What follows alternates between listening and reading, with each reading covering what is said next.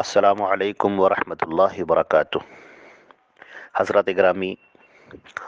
سورہ مومنون کی تفسیر اللہ کے فضل و کرم سے اختتام تک پہنچی اور اب سورہ نور شروع ہونے جا رہی ہے۔ یہ مدنی سورہ ہے، اس میں 64 آیات ہیں، 64 اور 9 رکوع ہیں، اور اللہ نور السماوات والارض سے اس کا نام ماخوذ ہے۔ یہ سورہ مدنی ہے، اور مدنی سورہ یعنی جو ہجرت کے بعد جو سورہ نازل ہوئی ہیں ان کو مدنی سورہ کہتے ہیں،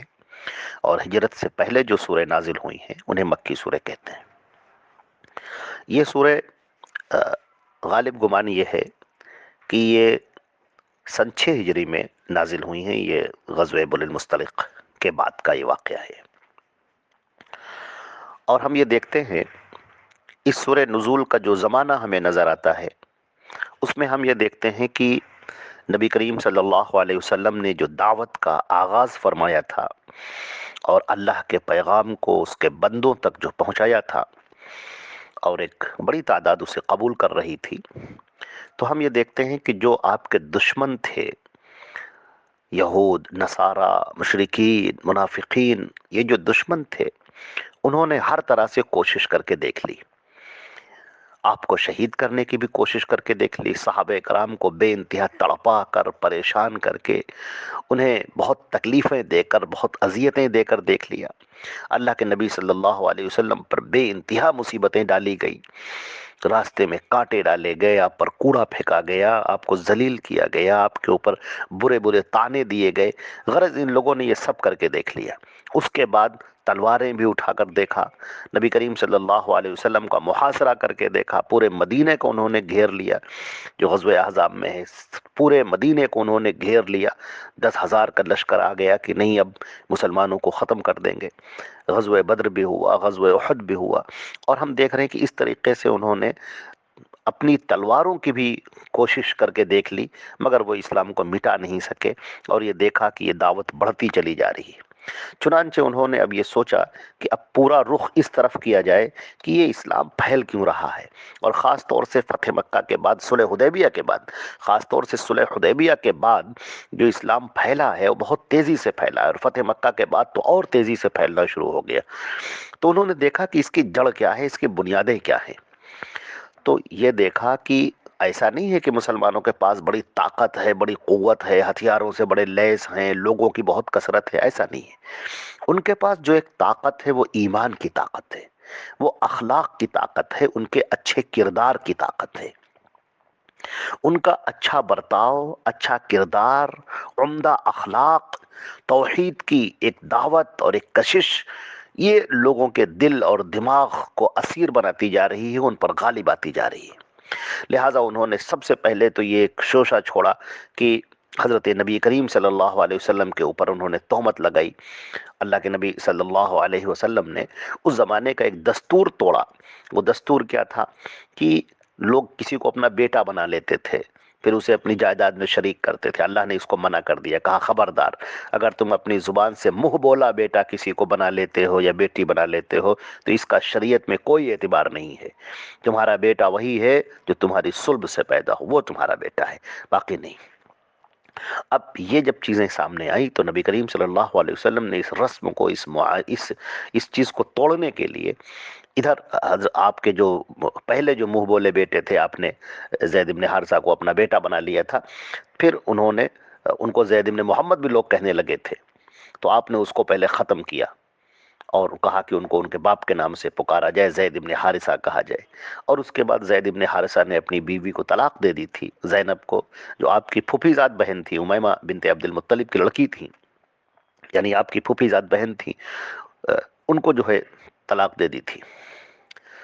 تو نبی کریم صلی اللہ علیہ وسلم نے اللہ کے حکم سے ان سے شادی کر لی۔ اب جب یہ شادی کر لی تو اب لوگوں کو یہ خوب کفار اور مشرکین کو خوب یہ تہمت لگانے کا موقع مل گیا، اور کیسی کیسی کہانیاں گڑھی گئیں، کیسے کیسے الزام لگائے گئے کہ نبی کریم صلی اللہ علیہ وسلم نے ان کو دیکھ لیا تھا اور پھر ان پر عاشق ہو گئے، نعوذ باللہ من ذالک، نعوذ باللہ من ذالک۔ حالانکہ اگر آپ غور سے دیکھیں تو یہ شادی خود نبی کریم صلی اللہ علیہ وسلم نے کرائی تھی، اور جس وقت کرائی تھی اس وقت تو راضی بھی نہیں تھے، ان کے بھائی بھی راضی نہیں تھے اور وہ خود بھی راضی نہیں تھی، کیونکہ بہرحال وہ غلام تھے زید بن حارثہ۔ لیکن بہرحال نبی کریم صلی اللہ علیہ وسلم نے جب شادی کرا دی اور اصرار سے شادی کرا دی تو انہوں نے اسے قبول کر لیا۔ اب یہ کہنا کہ ایک دن انہوں نے دیکھ لیا، تو وہ تو ان کے سامنے پلی بڑھی تھی، نبی کریم صلی اللہ علیہ وسلم کے ساتھ میں وہ پلی پڑھی تھی، دیکھا تھا آپ نے، تو یہ کہنا کہ وہ ایک دن ان کو دیکھ لیا، تو یہ سب باتیں بالکل غلط ہیں اور برپا کی گئی، پھیلائی گئی۔ اسی کی ایک یہ بہت ہی اس کو پھیلایا گیا کافی۔ اسی کی ایک دوسری کڑی یہ ہوئی کہ سن 6 ہجری میں جو غزوہ بنی المصطلق ہوا ہے، یہ مدینے کے باہر کی بستی، فتح مکہ کے بعد آپ کو خبر ملی کہ جو بنی المصطلق کے لوگ ہیں وہ یہ قبیلے بنو خزاعہ کی ایک شاخ تھی کہ یہ لوگ مسلمانوں پر حملہ کرنے کی بڑی تیاری کر رہے ہیں۔ چنانچہ آپ صلی اللہ علیہ وسلم نے اپنا لشکر مرتب کیا اور وہاں پر جا پہنچے۔ وہاں سے جب آپ لوٹ رہے تھے، جب آپ وہاں سے واپس آ رہے تھے، تو اتفاق یہ ہوا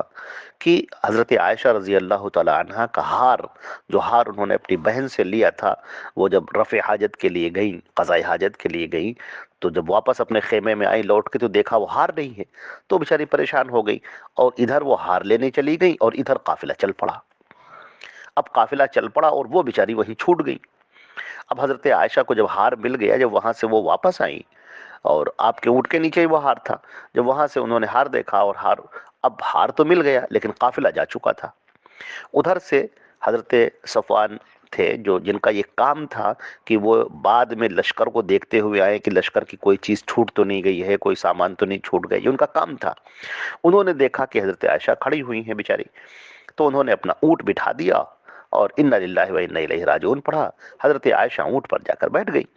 اور حضرت صفوان نے اونٹ کی مہار پکڑ لی، نکیل پکڑ لی، اور وہ سیدھے ان کو لے کر وہ آ گئے لشکر میں، جہاں پر لشکر موجود تھا۔ یہ کوئی بہت بڑی بات نہیں تھی، ایک عام سا واقعہ تھا، لیکن جو مدینے کے جو منافقین تھے وہ کب خاموش رہ سکتے تھے؟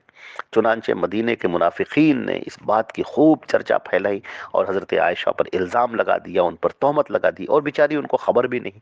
الزام لگا دیا، ان پر تہمت لگا دی، اور حضرت صفوان سے ان کو جو ہے بتایا کہ جو ہے ان کے ساتھ غلط معاملہ ہے وغیرہ۔ اب اس بات سے مسلمانوں کے دل و دماغ پر بالکل بجلی گر پڑی،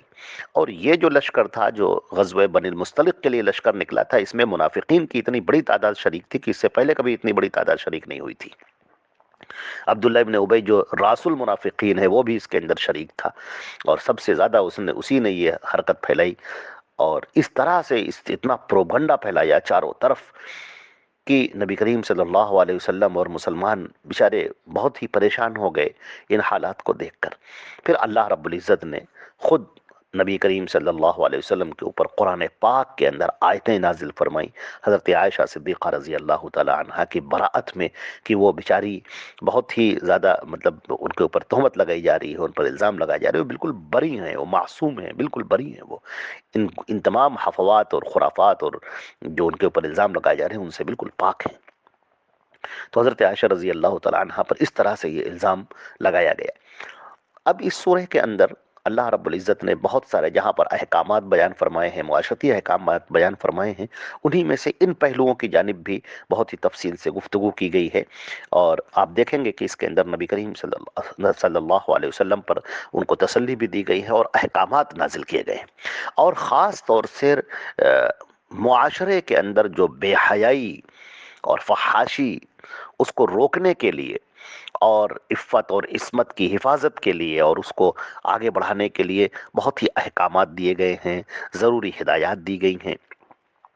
اور مومنین کی جو خصوصیات بیان کی گئی تھیں اس سے پہلے سورہ مومنون میں، کہ وہ اپنے شرمگاہوں کی حفاظت کرتے ہیں، باعفت زندگی گزارتے ہیں۔ اب اس سورہ کے اندر یہ بتایا جا رہا ہے کہ باعفت زندگی یعنی پاکیزہ زندگی اور اخلاق والی زندگی گزارنے کے کیا تقاضے ہیں، کیا کیا چیزیں ہیں۔ تو اس صورت کے شروع ہی میں آپ دیکھیں گے کہ زنا کی شرعی سزا بیان کی گئی ہے، آئے گی تفصیل انشاءاللہ ہم اس میں بیان کریں گے، اور اس طرح سے بیان کیا گیا ہے کہ جس طرح زنا ایک انتہائی گھناؤنا جرم ہے، اسی طرح کسی بے گناہ پر شرعی ثبوت کے بغیر زنا کا الزام لگا دینا یہ بھی بہت بڑا گناہ ہے۔ نہ صرف گناہ ہے بلکہ شریعت نے اس کے لیے سخت قانونی سزا بھی متعین کی ہے۔ تو اب معلوم یہ ہوا کہ اس طرح کے واقعات آئندہ بھی پیش آ سکتے ہیں، لہذا اس کی یہاں پر پیش بندی کر دی گئی کہ کوئی کسی پر غلط الزام نہیں لگائے گا۔ اس سورہ کی آیت نمبر 11 سے لے کر آیت نمبر 20 تک حضرت عائشہ صدیقہ رضی اللہ تعالیٰ عنہ کی برات کا اس میں اعلان کیا گیا ہے، اور پھر اس کے بعد جن لوگوں نے تہمتیں لگائیں اور تہمت کا گھناؤنا جرم کیا تھا ان کو معاشرے میں یہ بتایا گیا کہ تم عریانی اور فحاشی پھیلانے والے ہو، اور ایسے پھیلانے والوں کو سخت عذاب کی وعیدیں سنائی گئی، اور پردے کے اس کے اندر ضروری احکامات دیے گئے کہ کیسے جو ہے کس طریقے سے معاشرے کے اندر خواتین رہیں اور کیسے نکلیں اور کیسے اپنی ضرورت پوری کرنے کے لیے نکلیں وغیرہ وغیرہ۔ اس کے اندر اب پردے کے بھی احکامات دیے گئے ہیں، لہذا یہ سورہ احزاب اور یہ سورہ نور، یہ دو ایسی صورتیں ہیں جو خواتین کے پردے کے لحاظ سے بڑی قیمتی اور بڑی اہم صورتیں ہیں، لہذا اس سورے کو خواتین کو تو خاص طور سے بہت ہی غور سے سننا چاہیے، اس لیے کہ اس میں پردے کے احکامات نازل کیے گئے ہیں، اور یوں سب کو سننا چاہیے۔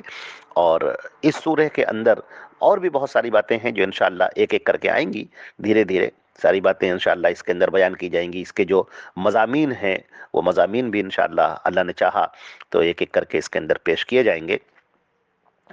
اور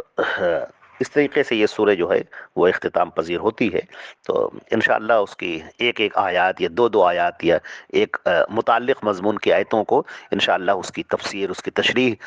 پیش کی جائے گی۔ اللہ رب العزت ہمیں توفیق عطا فرمائے، اور آپ کو سب کو اس سے جڑنے کی توفیق عطا فرمائے، اور اس سورہ کے مضامین کو خاص طور سے اس کو سمجھنے کی اور اس پر غور کرنے کی اور اس پر عمل کرنے کی توفیق عطا فرمائے۔ والسلام علیکم ورحمۃ اللہ وبرکاتہ۔